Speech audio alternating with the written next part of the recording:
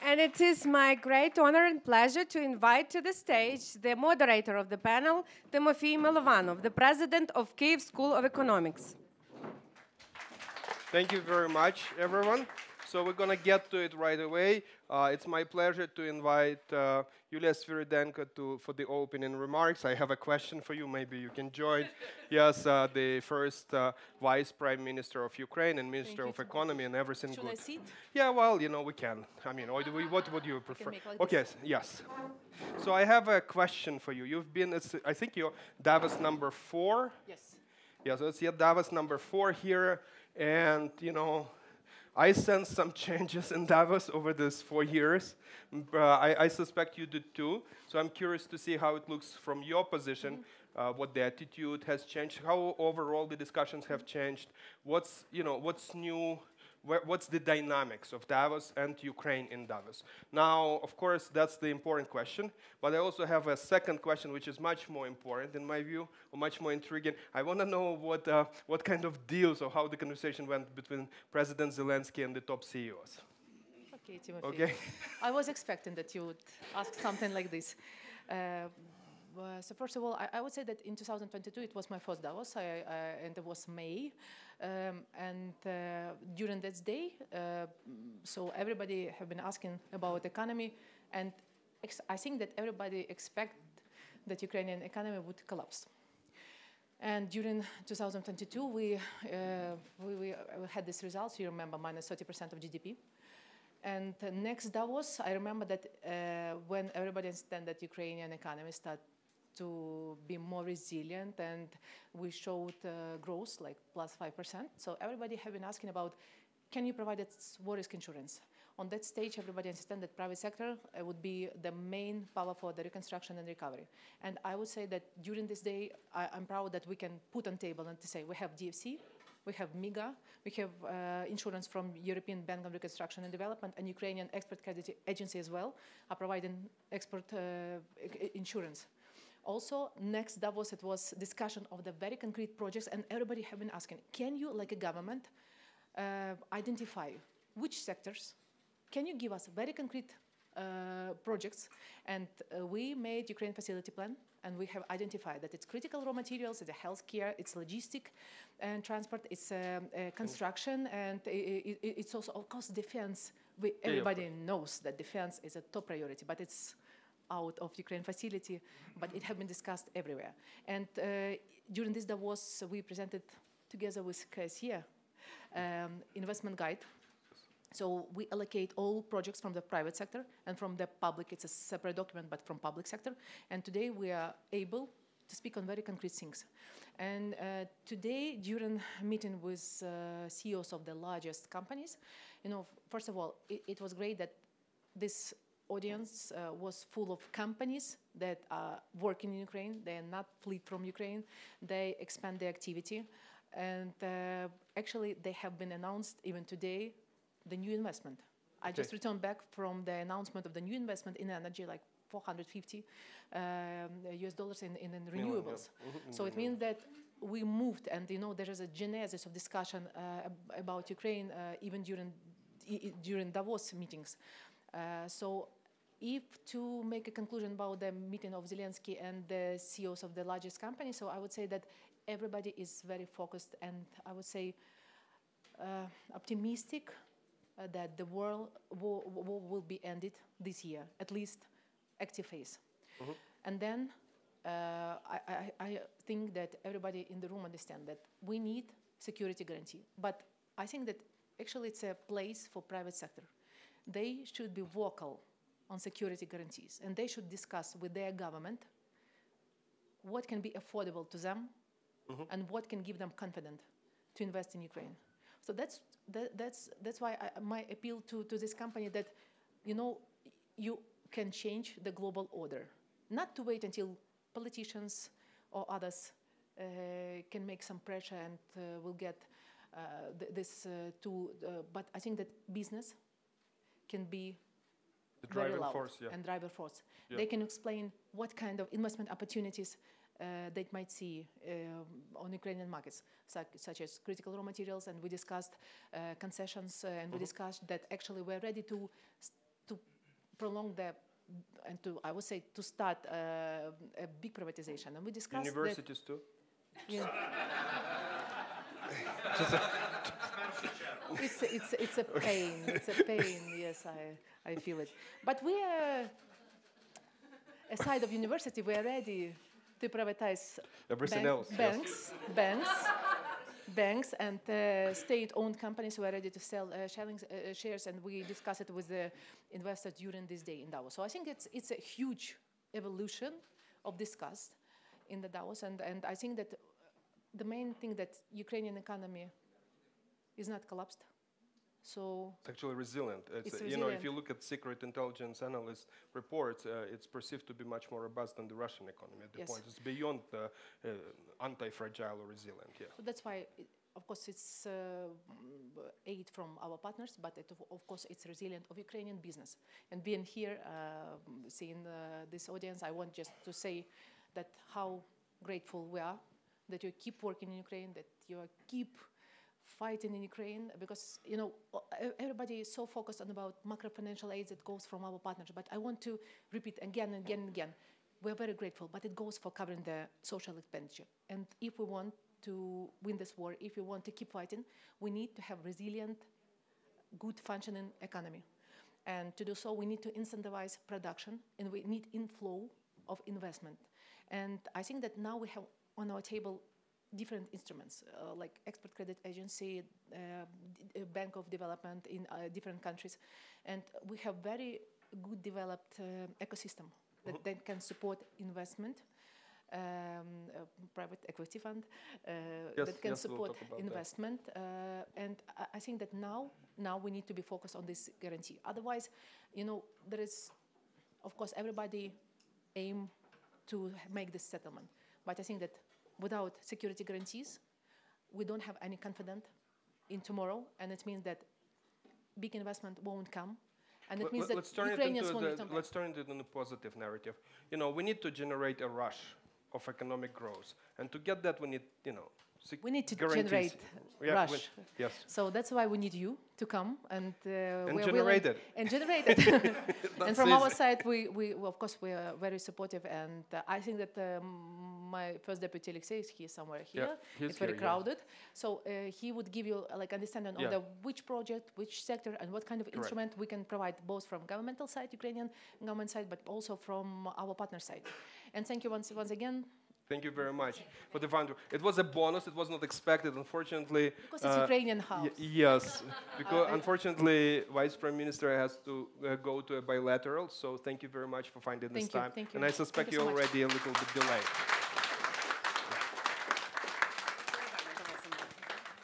All right, so now it's my pleasure to invite the panelists.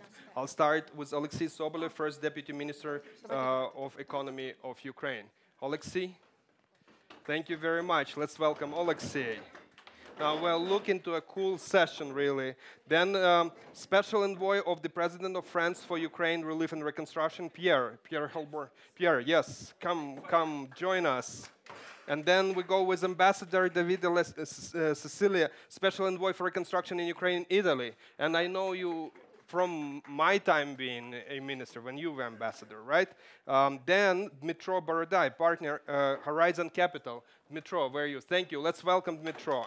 Yay. And we go with Oksana Strashna, Director, SME Direct Investment Program, UMAEF, Ukraine-Moldova Fund, and who at some point was on the board of directors of KEC when I was just starting. Thank you for your mentorship through all these years. We'll start with Alexei with opening remarks. Alexei is going to generate this rush. He has to offer all the projects. All of you have to give up on your investment in Trump coin right now and go invest in Alexei's projects. Yes. Okay, thank you very much. Thank you for being here and coming. And we feel the mood is changing. And like just now, the minister came from presenting the news transaction on 450 million euros in renewables. So what we're trying to do right now is to create an investment strategy for Ukraine for all of us understand how we're gonna make it happen.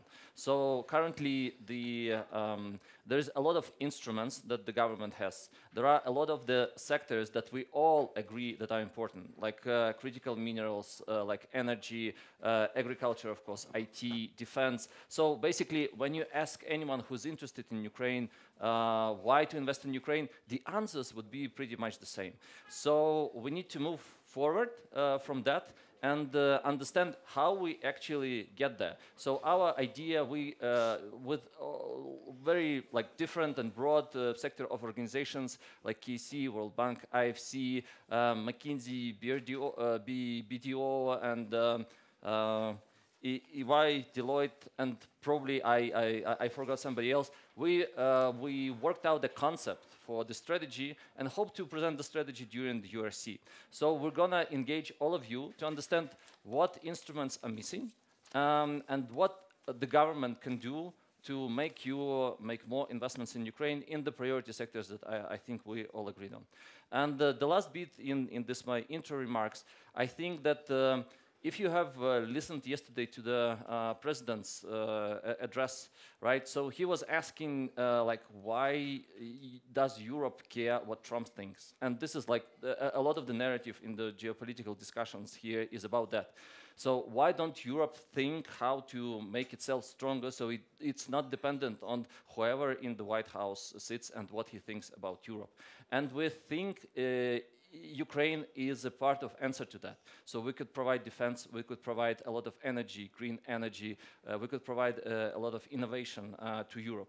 And this is where we're gonna invest. And then the last missing bit is the instruments to make it happen. But I think we have all of the missing puzzles to get one picture. Thank you. Thank you very much. So my job is to make this panel non-boring.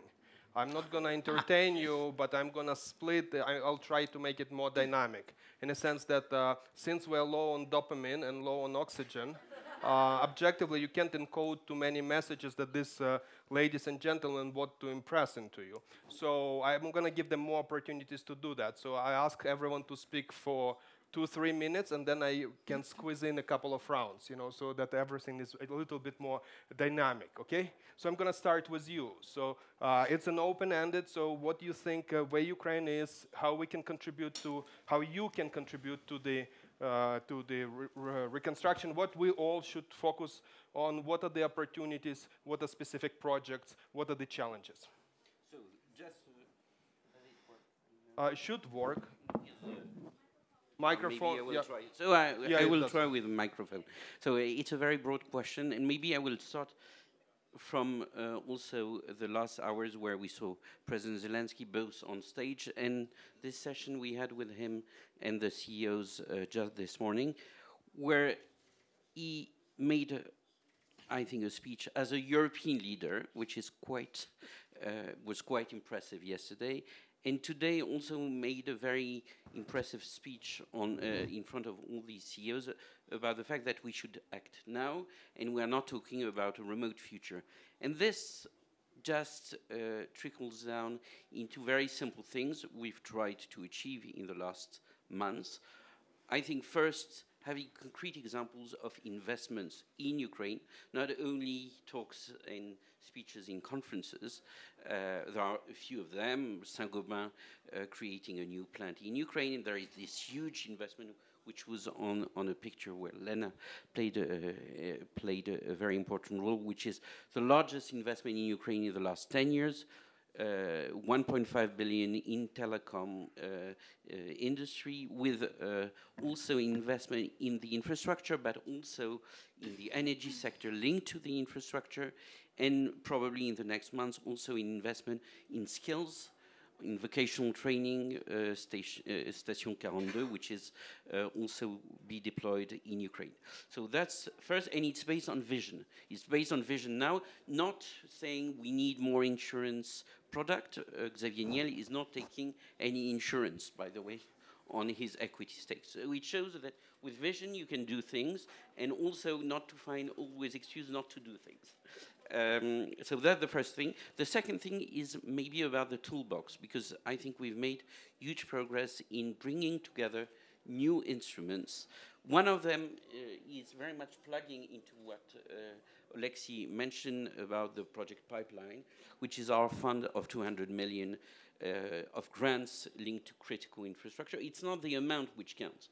I think it's the fact that even in 2 months, you had 3 times more projects from French companies bidding for this one, but also that it's the first example which is plugged into a transparent and prioritized pipeline of investments. And I think transparency is, in fact, even more valuable than money in current context, especially in a context where, in fact, thanks to quite brave G7 decisions, in fact, 2025 will be the first year where we will not need new decisions on finding financing for Ukraine because of the G7 era loans, plus, obviously, the Ukraine facility at the European level.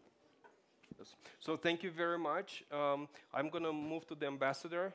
And I'll also start with an open-ended questions, and then on the second round, I'll do more specific questions. So where do you see the opportunities, the challenges? What needs to be done today? Where is the stage? Where is the space? Thank you very much for the question. First of all, I see that the mood is good and the expectations are very high. So let me deliver a bit by saying that we are all waiting for you. We are looking forward to welcoming you in Rome on the 10th and 11th of July for the Ukraine Recovery Conference. Absolutely. This is yes, we're looking forward to. Thank you for hosting it. It's a huge organizational exercise, a huge effort. This is very much in line with our G7 presidency last year, what we call the multidimensional support we extended to Ukraine. The conference, we lost 3,500 people. Almost 100 official delegation, 700 and more companies, business people, 500 representatives of the civil society, 500 representatives of the local dimension. They will all interact together according to the inclusive whole of society approach. The conference will be held on 2 levels. On the first level, we are going to have plenaries and panels. On the second level, we are going to have the Recovery Forum, a business forum, and a business fair. The Recovery Forum will be operational, oriented to business, to different sectors for the reconstruction, like energy, infrastructure, health, the digital, agribusiness, SMEs, and venture capitals and startup. There will be a business fair with 120 booths, 30 for Ukrainian companies, 30 international, 30 Italian, plus 30 booths for the local dimension, local authorities. And then on the upper floor, there will be panels on 4 dimensions. So the 4 dimensions are the reform for accessing the EU, the human capital, the local dimension, and the private sectors. Will be focused on deliverables. So we want to be as concrete as possible. President Zelensky, when he met the Italian business community in Chernobyl a few months ago, said that he wanted to have concrete results. So we started a consultation process. This meeting is also part of this consultation process. So we have a sounding board. We are working on deliverables, and we are going to have also 4 preparatory events on the road to the URC 2025. But the first one is in Milan, very early, on the 5th of March, in collaboration with the Lombardy region, with Italian Confindustria, will be an international business event. 200 Italian companies, 100 Ukrainians, 100 international, and we will discuss of energy, infrastructure, housing, and SMEs. Then we are going to have an event dedicated to civil society in Kyiv on the 2nd of April. an event in Brussels dedicated to reform with the European Commission and the Polish presidency within the Ukraine Business Summit. That is a format which took place also last year. And then an event on local dimension in Verona on the 10th of May. So this is a full menu of preparatory events by which we hope to have input, recommendation, indications on how to do the conference, which is an exercise that we do with the Ukrainian government. This is a co-hosting, so all the decisions are taken together by the two teams. Thank you very much, Ambassador. I'm going to move to Dmitro now, and I ask you to talk about what Horizon is doing. Sure. Thank you, Timothy. First of all, a few words about Horizon Capital, who we are. Horizon Capital is the largest private equity fund operating in Ukraine. We have $1.6 billion in assets under management, 6 funds, have a track record of 30 years of investing in Ukraine. We have backed over 180 companies over those 30 years. We're very known to be a very successful tech investors. We have deployed over $300 million in the past 10 years into leading Ukrainian tech companies. We're also known that we have raised the first and the largest private equity fund or overall fund focused on Ukraine since the start of the full-fledged invasion.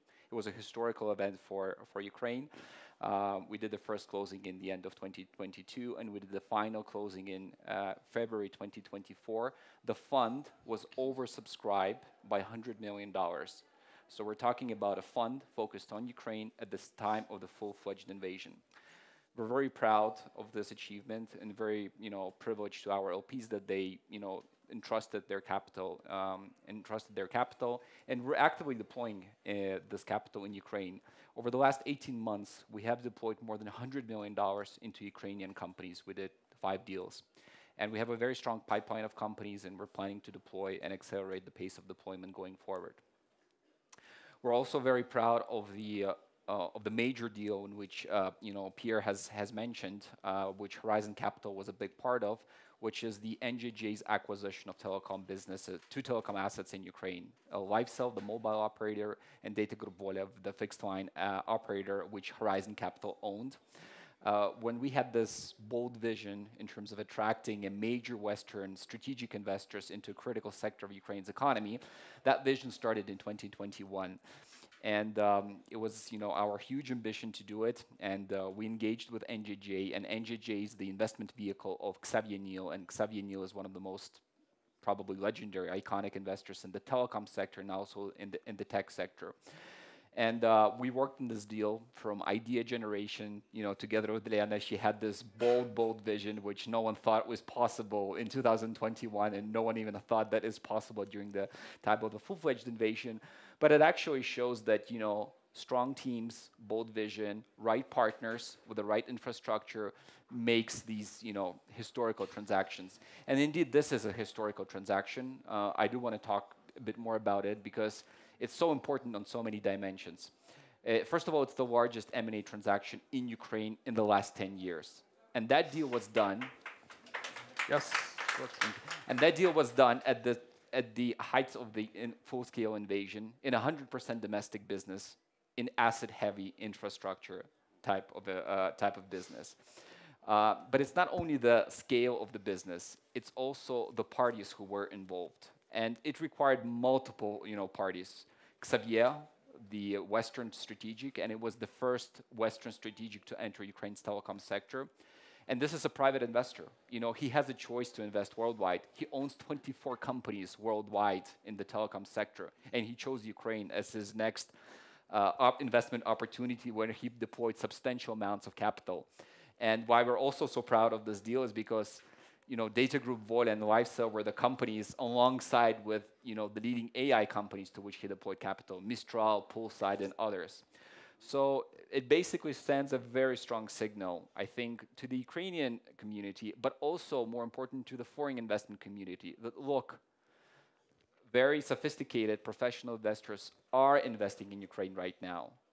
yes, they require infrastructure. They require a local partner. It was a requirement of Xavier Niel that Horizon Capital rolls over part of its stake, and we are proud to be shareholders with him in this business. It also required the debt financing package for the combined company, which fortunately we had EBRD and IFC who stepped in and who provided. Commercial banks were not ready at that moment to provide any financing for this complex deal, but we had the DFIs.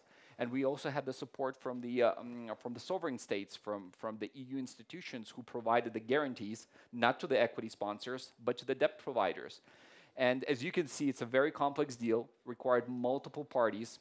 And we also required the support of the Ukrainian government because it was a complex in terms of regulatory approvals, French investor acquiring 2 assets, anti-monopoly committee. It was a long process, but run very professionally by Ukrainian authorities.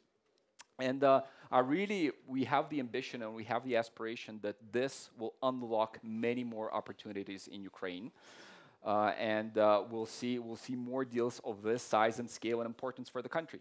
Thank you. Yeah, so it's a great benchmark for everyone to surpass, if it's possible at all. Yes, yes, we have to show success, right, and move forward. Okay, Oksana, tell us about Ukraine-Moldova American Enterprise Fund, which we all still sometimes call Western NIS. Exactly. I will explain the mystery behind the names. So I'm here representing SME Direct Investments Program by UMIF, Ukraine-Moldova American Enterprise Fund. And the SME Direct Investments Program is a very recent initiative. It was just launched in October of last year. But Ukraine-Moldova American Enterprise Fund is an entity that has been operating successfully in Ukraine for 3 decades. UMIF, under the original name, Western NS Enterprise Fund, was established in 1994 by US Congress with an initial funding of $150 million, with the mission to facilitate development of private enterprises in the newly independent states of Ukraine, Moldova, and Belarus, with Ukraine being the main country of operations. For 10 years, since 1995 till 2005, UMIF was the largest investment fund in Ukraine and invested in multiple small and medium-sized businesses operating in a variety of industries in FMCG, in manufacturing, financial services.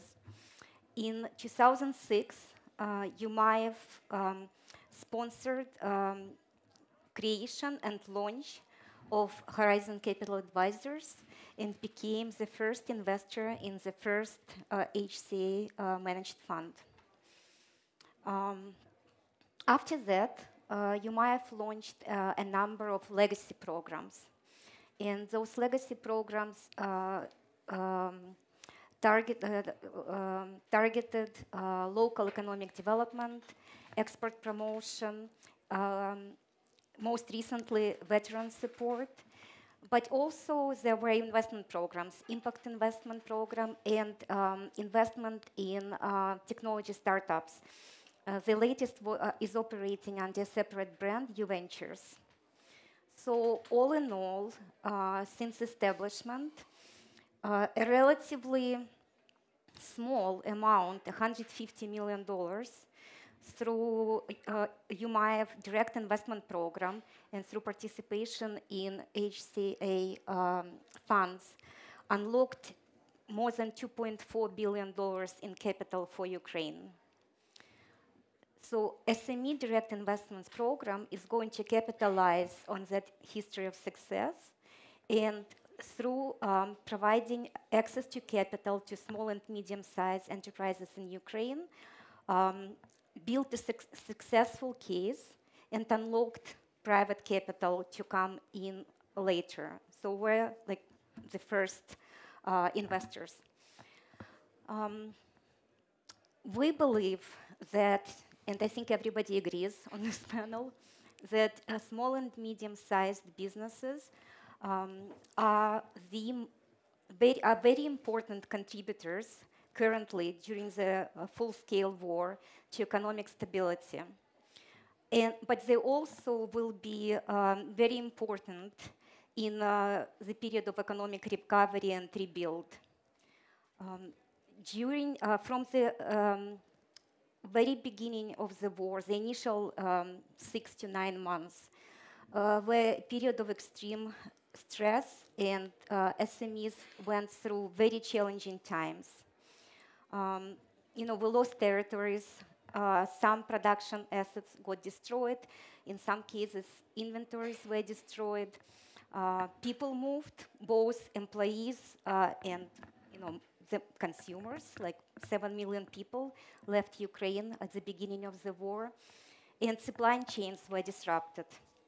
But very quickly, the businesses were able to recover their operations and showed really outstanding resilience. Just in some numbers, before the war, SMEs, and I exclude micro enterprises, they employed 4.2 million people. In 2023, that number went to 3.2 million people. Before the war, their contribution to the economic value add from 21 to 23 decreased by 13%. But so these are decreases, but this is not catastrophic, right? And if immediately after the beginning of the war, in the first 6-9 months, 40 to 60% of SMEs closed or suspended operations, last year, the number of SMEs in operations stood at 80%. In 2023, sorry, the number of SMEs in operations stood at 80% of pre-war level, so quite good, quite strong numbers, and they contributed 40% of GDP and 59% of economic value add. So they showed outstanding resilience, and many companies not just recovered and survived, but they also found ways to grow. Not every company, but many companies did. And they're growing at significant rates, either because they identified their import substitution, they're doing the import substitution play, or they were pushed to start exporting something that like 70% of SMEs don't have foreign economic activity, like they don't import, they don't export. But some of them started doing it because they were pushed because of the war. Global, yeah? Yes, it's like now it's like a little SME. So like, they can access. That's actually the EU market attraction or magnet, the large market, which almost forces people to. And a lot of companies started doing this, and they find that they are successful at doing it. Yes, exactly. They learn. The learning curve is steep, and it's great. Yeah. So I'm gonna come back to you on this. So you actually will be the last one speaking at the panel. That means everyone will remember only one thing you will have to say, so that's how it's going to work. Now there is an opportunity to ask one question, and it's going, there is a question in the audience. If not, prepare, I'll give a room for one question given the time, but I want to squeeze in another round, as I promised, real quick. So, but now the real questions start, okay? Not this, messaging, stuff. So, okay. Yeah, exactly. So, Pierre. Yeah, there we go. Why didn't you do more for Ukraine? I'm just kidding. I'm just doing my best, but okay. All right. A little bit more proper. How do you see France's role in Ukraine reconstruction? I have the question written up. Which areas of cooperation you consider to be most promising? So, in cooperation with France and Ukraine, which areas, when people think France and when French people, businessmen think Ukraine, what should come up in their mind? What is the focus? So maybe I will surprise you, but I don't think that we should think a little bit about national flags in that. Okay, let's not do that. But I may say what is necessary and has a potential, also from a European perspective. I think the security issues and the link between security and private sector is a very important one, and I'm not sure that we've been really fully to explore all the potential of having regions' capacity to defend territory linked to economic development or to a strategy linked to that. So that's one element. The second element is defense as a fully, normal, if you want, or central economic sector. And probably it will be a reflection for the next URC. In fact, defense is not only the traditional remit we are thinking about. It happens that France is, has always believed that defense should be at the forefront of all economic sector, and that's why we continue to invest also in Europe, even at a decreased pace after the end of the Cold War, but very much thinking that it was critical to invest there. I think it's critical because it's not only in itself an engine for growth, it's an engine for innovation. A lot about what we are talking about, the tech sector, is linked also to what is experienced or experimented in the defense sector. And the AI is also one of the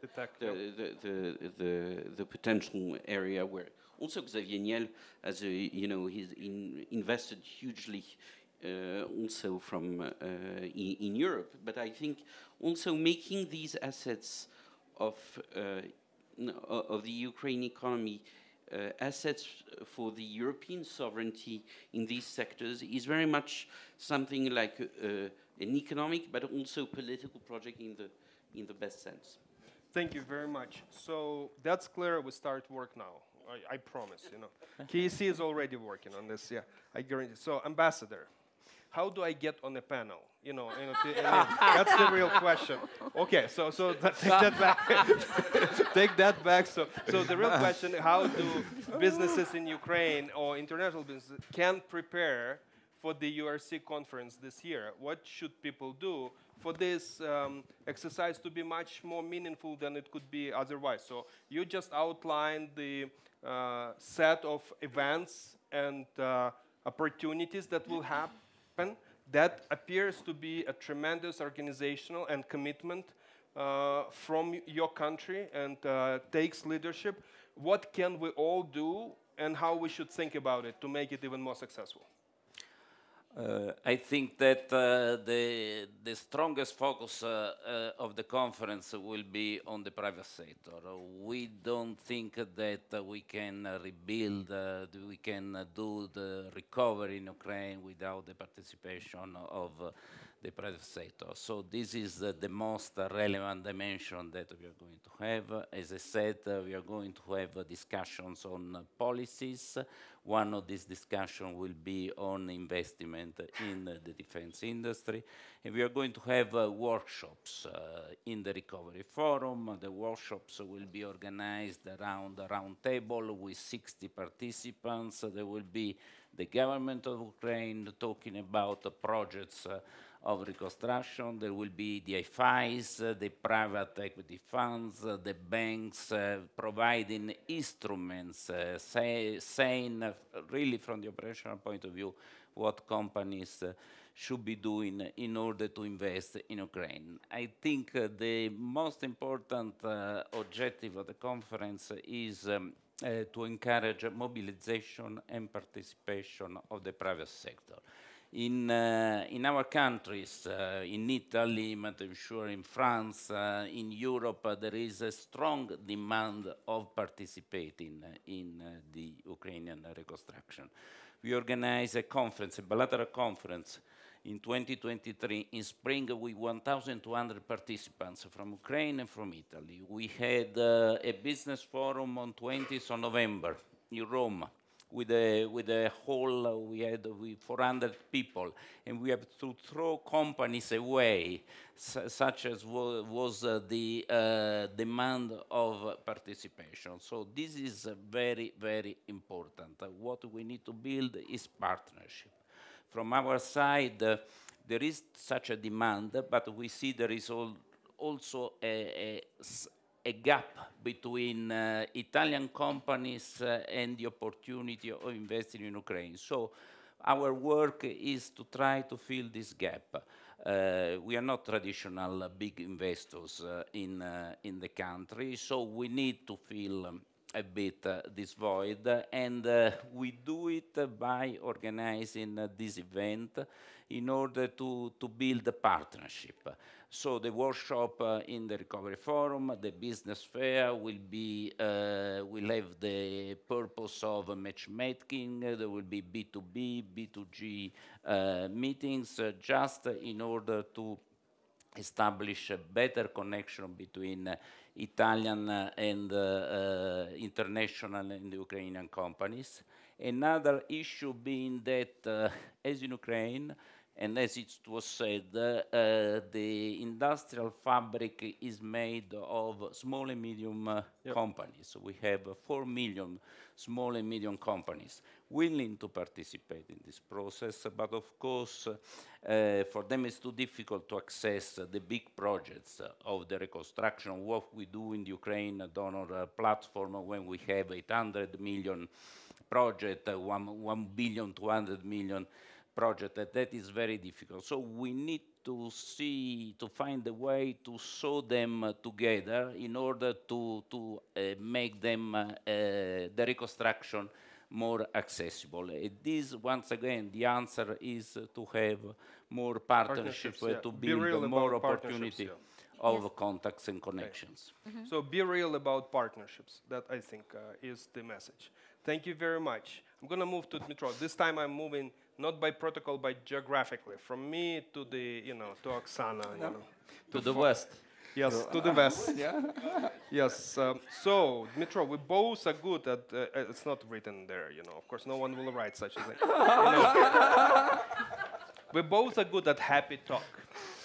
You and me, We say these are our successes. We look great. Our organizations are doing fantastic. The truth is that both of our industries are in crisis. Education is in crisis in Ukraine, yet KEC is doing great, Horizon is doing great, but the private equity funds activity is actually on decline. So how do we turn that around? I don't mean education, that's my job. Your job is private equity space now. So what to do? I think it's important to look at the full market, right? And I would separate 3 segments of the market. We have the VC, early stage investments, we have the private equity, domestic, where we are, and we have the international investors who used to do a lot of deals in Ukraine. And let's look at all of these 3. So actually, in the early stage VC investments, we see many of the funds which were launched. And yes, they're smaller in size, maybe less public and visible, but we have U Ventures backed by UMIF. We have Dnipro VC launched. We have, Fire One Ventures. We actually have a very vibrant VC ecosystem emerging in Ukraine, which is good because for larger funds like growth equity funds like Horizon Capital, we actually do need someone to back the entrepreneurs, provide the first capital for them to accelerate growth. And then we will step in and, with our value add and larger check sizes and expertise to take them to the next level. So I think Ukraine has done a pretty good job, in terms of fostering this early stage ecosystem. Then we have the later stage investors. Before it was a mix of, pre-war it was, Horizon and a few other funds and international investors.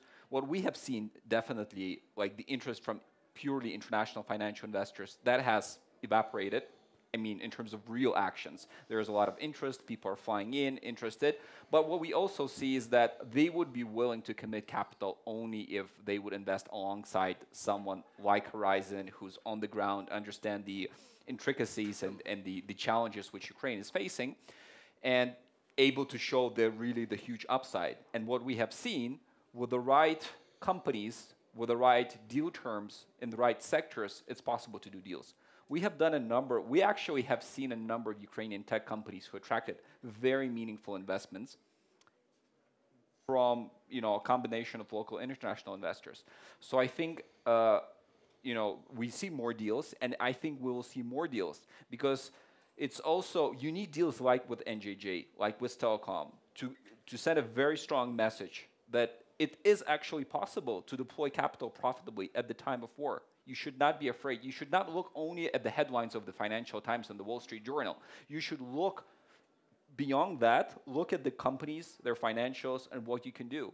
And our role as Horizon Capital, we raised the fund. We are deploying that fund. We're thankful to our LPs, but we also want to show to the world that Ukraine is open for business, Ukraine is open for investment. And I think this message will get out more strongly, and we'll see more and more deals. Thank you very much. I'm going to move, Alexei, to you. People say the absorption capacity of Ukraine is not there. The gap between what needs to be and potentially can become available once there is an environment to invest, and even now, is not matched by the actual absorption capacity on the ground. Not in terms of presentations, projects, and aspirations, those are there, but in terms of something that, I get 50 M on my account right now, where, no, let's wait until April to start doing a feasibility study, So where is the absorption capacity? What should be the focus? What should be the sequencing? Maybe I'm wrong. Maybe that's a myth. Maybe the absorption capacity is not $10 billion, but maybe it's 100 per year. So what do you think? Yeah, I think you're absolutely right. So even now, first message is we should not wait, regardless of how the peace talks start and whatever. We see everything that we have been doing last year bears fruit now, and if there's peace, it just scales up. We need this processes, instruments, and different facilities that are gonna help to do that.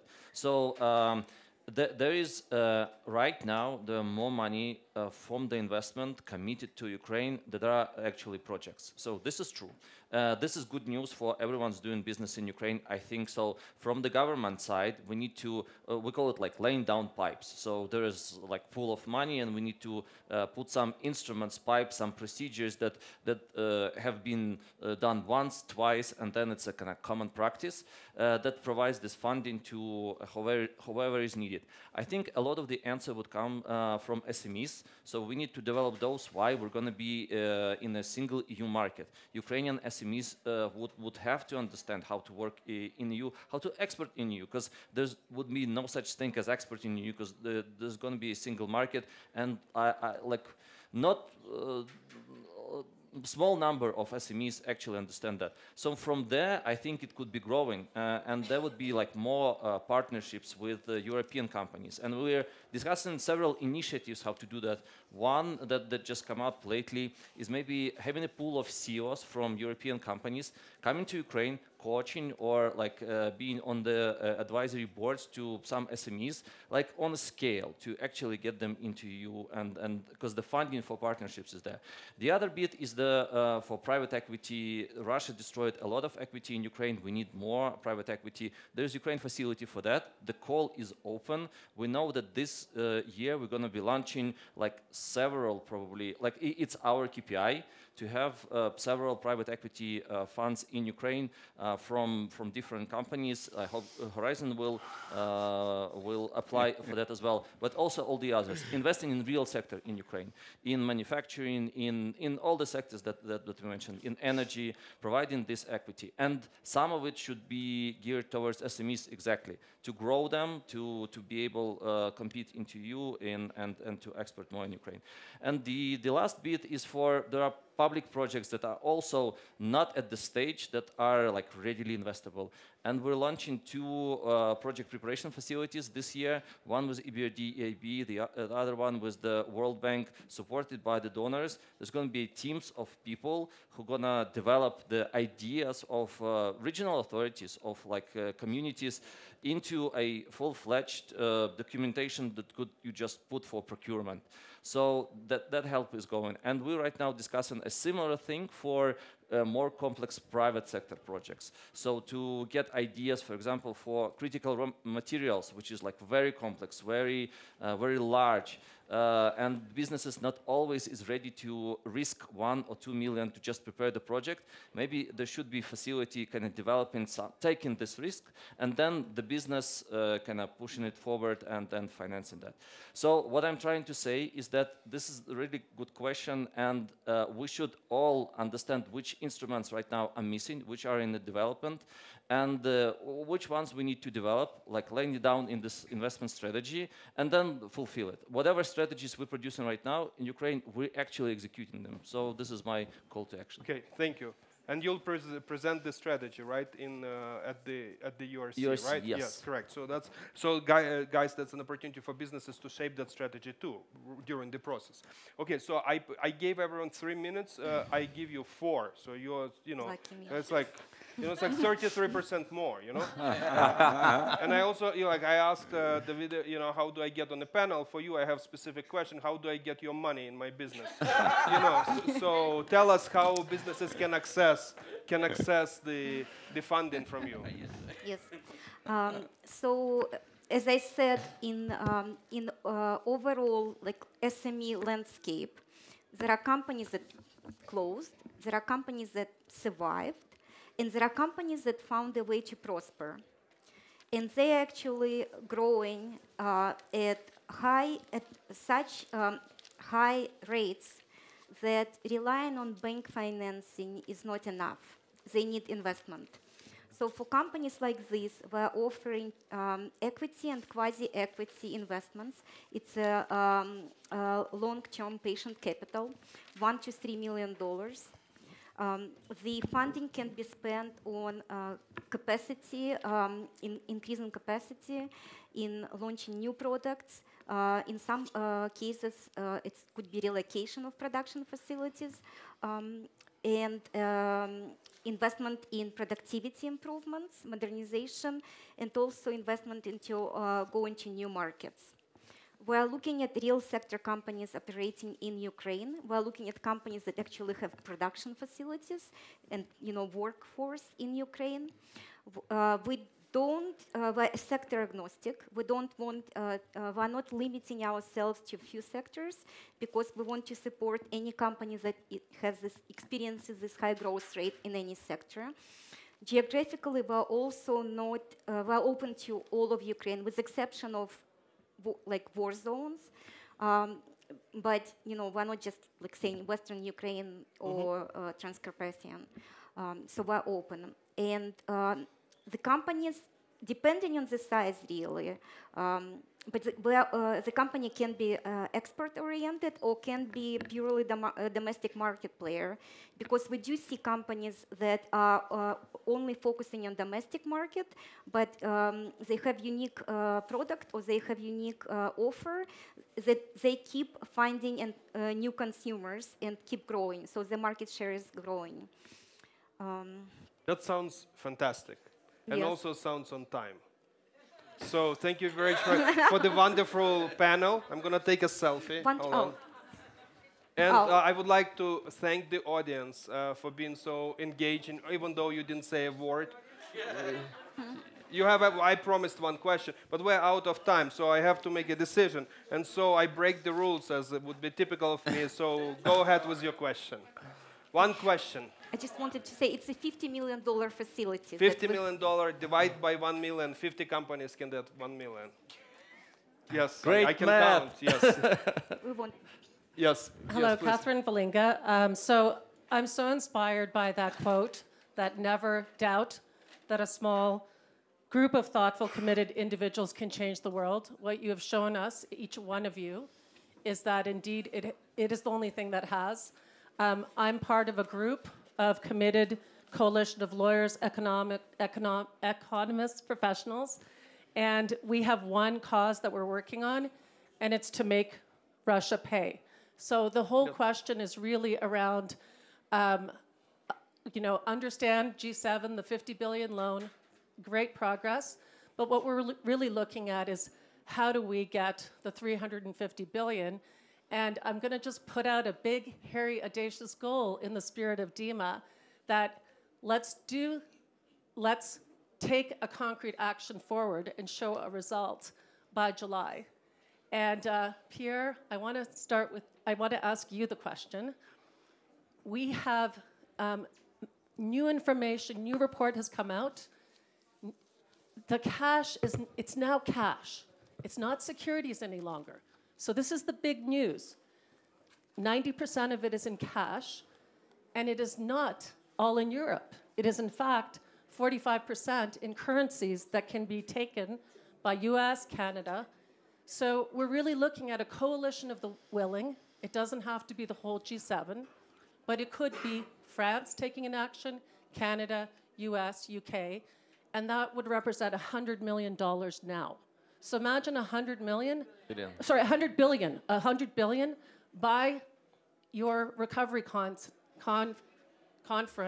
How extraordinary, would that be? So I'm putting out the challenge. And the Pierre, question.